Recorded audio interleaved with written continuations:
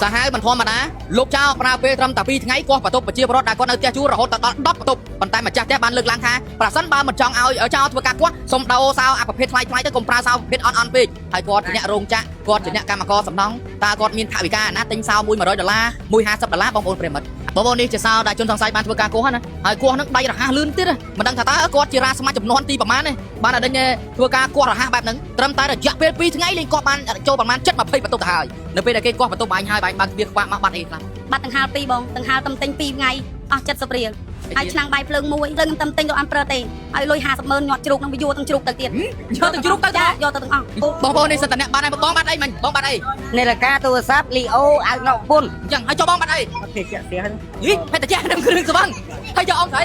បាត់ឆ្វេងជើងបាត់ឆ្វេងជើងអញ្ចឹងលួចមកភូមិហ្មងវាសាហាវពេកវាសាហាវពេកតែបីជើងក៏វាលួចអោអាវណុកក៏វាលួចមិនធម្មតាបងលើសរាស្មាច់ដឹងរាស្មាច់ចំនួនទីប្រមាណលេងគោះមកផ្លែលេងអត់10បន្ទប់បងប្អូនឥឡូវសមាជិកសង្កាត់ចាំចៅទី1លោកបានជួយមកដល់ហើយឥឡូវអញ្ចឹងខ្ញុំសូមបងប្អូនណាដែលជាជនរងគ្រោះត្រូវបានគេកោះសូមមកជម្រាបប្រាប់សមាជិកណាបាន2នាក់3នាក់4នាក់បាន5នាក់ណាមួយទៀត6នាក់6នាក់ស្មើនឹង7នាក់7បន្ទប់ហើយបងប្អូនណាឥឡូវណាទៀតបងប្អូន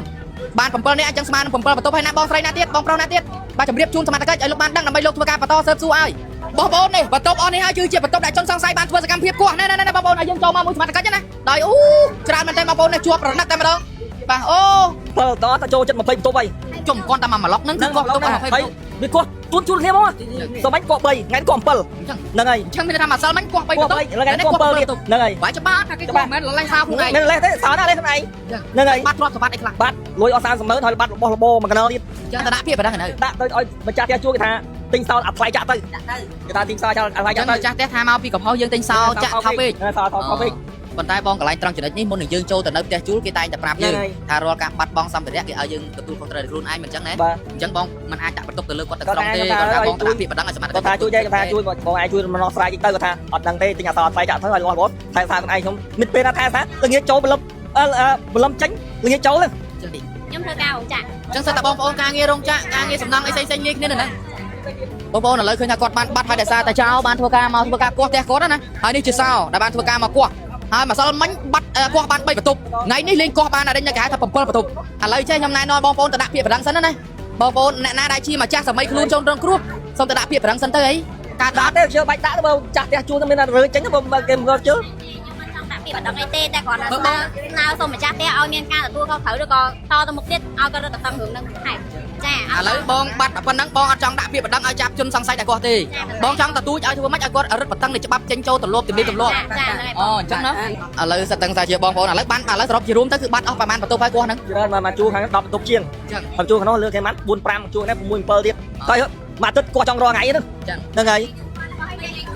គាត់ប្រហែលថ្ងៃជាប់គ្នាហើយ3ថ្ងៃដប់3ថ្ងៃដប់ហ្នឹងគឺគាត់ជាប់គ្នាអូតូមកចាមួយថ្ងៃគាត់បានប្រហែលបន្ទប់មួយថ្ងៃគាត់បានប្រហែលបន្ទប់សំមិញគាត់បាន3បន្ទប់ថ្ងៃហ្នឹង7បន្ទប់ពេលខ្ញុំចេញពីធ្វើការមកបាត់អស់លេខបាត់លុយបាត់ឥឡូវបងចង់ស្នើសុំរបៀបម៉េចឲ្យដាក់កាមេរ៉ាឲ្យទទួលស្គាល់អញ្ចឹងចាគាត់ឲ្យយើងទិញសោថ្មីតម្លៃ20រៀលដាក់ទៅគេថាបើសិនបើមិនចង់ឲ្យរញចោលគាត់ទៀតសុំធ្វើការទិញសោថ្មីទៅចាបងស្រីមានបាត់អីគេអត់បាត់អីគេផ្លោះបាត់កូនជ្រូកបាត់ទាំងកូនជ្រូកហ្មងអូយហ្នឹងអាសាបាត់អត់បងសាបាត់អាចចុះបើសិនជាយើងបានឃើញចោលហ្នឹងតើយើងមានកដោអីឲ្យគាត់ខ្ញុំឃើញអីកាប់យកហ្មង